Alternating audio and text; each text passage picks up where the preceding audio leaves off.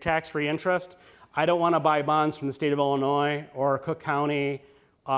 There's an entity that's nothing against Chicago Public Schools, but for over 10 years now, Chicago Public Schools has been issuing junk bonds.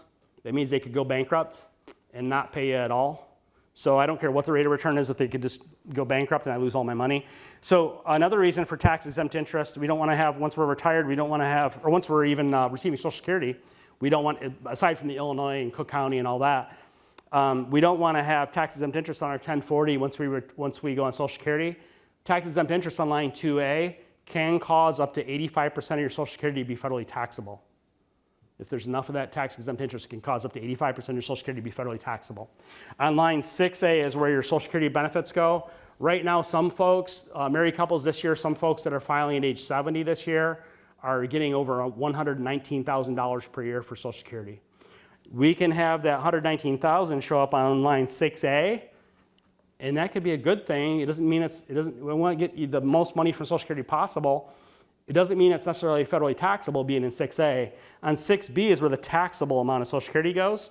You could have $119,000 in 6A, and you could have a 0 on 6B for the taxable amount.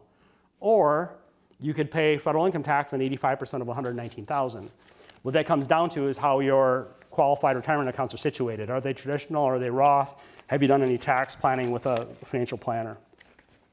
We have this handout here, kind of a tale of two sisters, you could call it. Jane in the dark hair, retired in 2010, markets were favorable. She started with $500,000 in the upper right. She took out 30 grand a year. Just one column to the left. At the end of 10 years, she has $874,000 left over. She has been fully invested in the U.S. stock market in retirement. It just happened to work out. It wasn't that she did something genius. The other side is the lady who had some trouble, did exactly the same thing, but in a different decade. So say her older sister, okay? So Jill has the gray hair, and she retired in 2000. There were two big crashes in 2000. So she started with $500,000 in the upper right. She took out 30 grand a year, but at the end of 10 years, she's down to 90-some thousand. So this lady did the same thing, fully invested in the stock market and retirement, and she is down to 90-some thousand. She's 3 to 4 years from running out of money. And so this is why we need to be really careful as we get closer to retirement, into retirement, to take less risk. And at the same time, we need to grow the money because inflation doesn't stop just because you stop working.